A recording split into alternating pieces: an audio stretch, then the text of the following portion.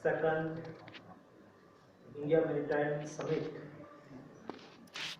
2 मार्च to 4 मार्च के बीच में आयोजित हो रही है और देश के प्रधानमंत्री आदरणीय मोदी जी समिट को इनॉग्रेट करेंगे। इस समिट के कर्टन रेजर इवेंट के अवसर पर मैं आप सभी का हार्दिक स्वागत करता हूँ। मैरीटाइम सेक्टर देश में बहुत पुराना सेक्टर है और यही मैरीटाइम सेक्टर के माध्यम से हिंदुस्तान ने दुनिया के साथ ट्रेड किया था। उसका आज के दिन में उसका साबूत के रूप में हम कहें तो विश्व का सबसे पुराना डॉक गुजरात में लोथल में है, जहां 5000 साल पहले हिंदुस्तान की सभ्यता कितनी सिविलाइज्ड थी, ये दुनिया को बताने के लिए हम मैरीटाइम हेरिटेज कॉम्प्लेक्स लोथल में बना रहे हैं। तब से लेके आज तक, आजादी तक और आजादी के बाद मैरीटाइम सेक्टर थोड़ा उपेक्षित रहा। फिर से मोदी जी ने उसको अपेक्षित करके मैरीटाइम सेक्टर को फिर से डेवलप करने के लिए सागरमाला योजना चलाई। Port development, port led development, port led industrialisation, port community development के माध्यम से पोर्ट में 95% कार्गो बाय वॉल्यूम और 75% कार्गो बाय वैल्यूज ये पोर्ट के माध्यम से होता है। पोर्ट के नियरेस्ट सेक्टर में डेवलपमेंट स्वाभाविक है और दुनिया का एक क्रम बना है कि सारे विश्व में डेवलपमेंट समुद्र तट पर हुआ है, क्योंकि एक्सिम कार्गो इंपोर्ट और एक्सपोर्ट की सुविधा पोर्ट पर होती है। देश में फिर से पोर्ट सेक्टर डेवलप हो, इनलैंड वाटरवेज डेवलप हो, हमारी कोस्टल कम्युनिटी ट्रेडिशनल सी फेरर है और उसको जॉब अपॉर्चुनिटी उसमें मिले, उसको वर्ल्ड क्लास ट्रेनिंग दी जाए और देश में वाटरवेज के माध्यम से हिंटरलैंड तक कार्गो पहुंचाया जाए। हमारे पड़ोसी देश के साथ पोर्ट के माध्यम से हमारी कनेक्टिविटी बने, उसके लिए चाबहार में हमने एक पोर्ट डेवलप किया है। म्यांमार में भी सीतवे में एक पोर्ट डेवलप किया है। बांग्लादेश में चट्टग्राम और मोंगला दोनों पोर्ट को प्रोटोकॉल रूप में लेके उसका यूज करने का अधिकार भारत को मिला है। इनलैंड वाटरवेज के माध्यम से शायद नेपाल को समुद्र की कनेक्टिविटी नहीं है, वाटर कनेक्टिविटी नहीं है, लेकिन इनलैंड वाटरवेज के माध्यम से साहिबगंज मल्टी मॉडल टर्मिनल से बाय रोड कनेक्टिविटी देके उसको कार्गो भी वहां से हैंडल हो सके, इस दिशा में काम गति से तेजी से आगे चल रहा है।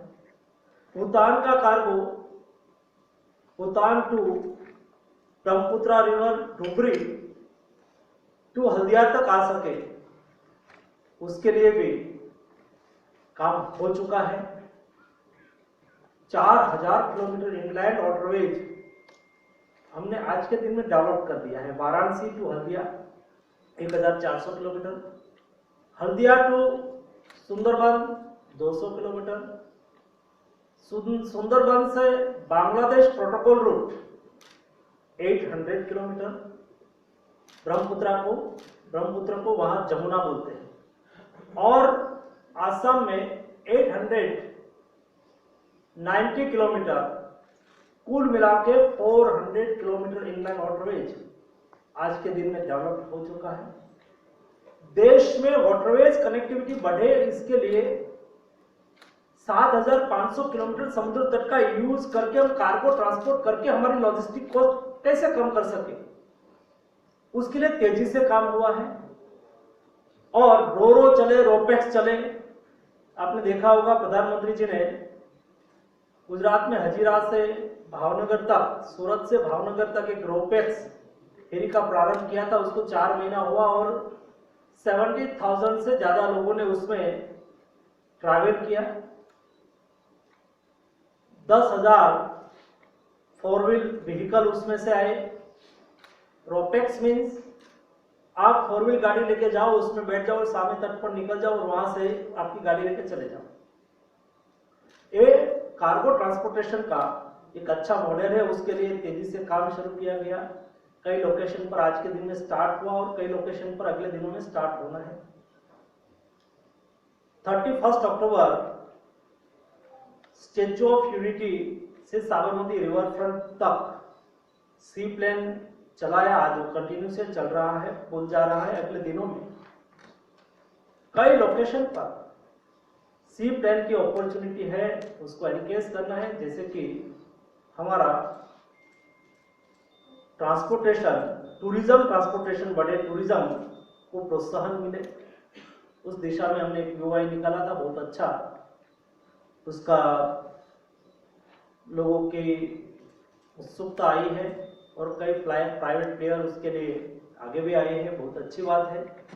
और ये सब अपॉर्चुनिटी को एनकेज करने के लिए ये मैरीटाइम समिट के माध्यम से प्लेयर आए, बेस्ट टेक्नोलॉजी के साथ आए, पोर्ट इंफ्रास्ट्रक्चर में आए, रोरो रोपेक्स में आए, इनलैंड वाटरवेज में आए। ये सब सेक्टर में आके टेक्नोलॉजी लेके आए, एफडीआई के माध्यम से आए। इंडियन इंडस्ट्रियलिस्ट को अपॉर्चुनिटी मिले। दोस्तों, मैरीटाइम सेक्टर एक ऐसा सेक्टर है, फॉर एग्जांपल सी फेरर के रूप में हमारे कोई कैप्टन के रूप में जाए, कोई इंजीनियर के रूप में जाए, कोई टेक्नीशियन के रूप में जाए, या तो छोटा से छोटा शिप में काम करने के लिए जाने वाले लोगों को मिनिमम $2,000 सैलरी मिलती है। वो इंटरनेशनल करेंसी से उसको पेमेंट मिलता है, मतलब 1.5 लाख रुपीज हुआ पर मंथ। सी फेरर हमारा ट्रेडिशनल, हमारे कोस्टल कम्युनिटी हो, traditional seafarer. Myself belong from Gujarat in Bhavnagar district, it's a coastal district. तो कोस्टल डिस्ट्रिक्ट के लोग जो है वो ट्रेडिशनल सी फेरर है, लेकिन दुनिया को कन्विंस कराना कि हम सक्षम है, हमारी ट्रेनिंग सक्षम है। ट्रेनिंग सिस्टम में भी हमने कई बदल किया। मुझे बताते हुए खुशी हो रही है कि पिछले 6 साल 2014 के पहले केवल 1,10,000 सी फेरर थे इंडिया के। आज 2,40,000 सी फेरर इंडिया के हैं। अगले दिनों में उसको 5 लाख सी फेरर तक ले जाना है। उसके लिए हमने मैरीटाइम विजन 2020-30 बनाया है। उसमें हमने कई प्रोजेक्ट आइडेंटिफाई किया है, कई टाइमलाइन और गाइडलाइन तय किया है। उसके आधार पर हम दुनिया को, देश को ये बताएंगे कि 2020-30 में हिंदुस्तान को कहां ले जाना है मैरीटाइम सेक्टर में। वो देखेंगे, उसको देख के सारे प्रोजेक्ट की हमने टाइमलाइन तय की है। उसको इस समिट के माध्यम से प्राइवेट प्लेयर देखेंगे, उसमें उसकी इन्वेस्टमेंट अपॉर्चुनिटी को आइडेंटिफाई करेंगे और देश में इन्वेस्ट करेंगे। सिर्फ रिसाइकलिंग हो, सिर्फ बिल्डिंग हो, या तो इंडिया में वेसल्स ऑपरेशन हो, टर्मिनल बिल्डिंग हो, पीपीपी में कोई आना चाहे, ये सब लोगों की अपॉर्चुनिटी को एनकेज करने के लिए ये समिट बहुत महत्वपूर्ण साबित होगी और वर्चुअली हो रही है। इसलिए अभी जो हमने तैयारी की है उसको देखते हुए 20,000 कुल मिला के डेलीगेट्स उसमें पार्टिसिपेंट करेंगे। 24 कंट्रीज पार्टनर कंट्री के रूप में हमारे साथ काम करेंगे और 400 जैसे प्रोजेक्ट है, ये सब प्रोजेक्ट देखेंगे, उसके संदर्भ में बातचीत करेंगे, उसके संदर्भ में अपनी अपॉर्चुनिटी देखेंगे। मैं मानता हूँ कि मैरीटाइम समिट देश के मैरीटाइम सेक्टर में बहुत महत्वपूर्ण साबित होगी।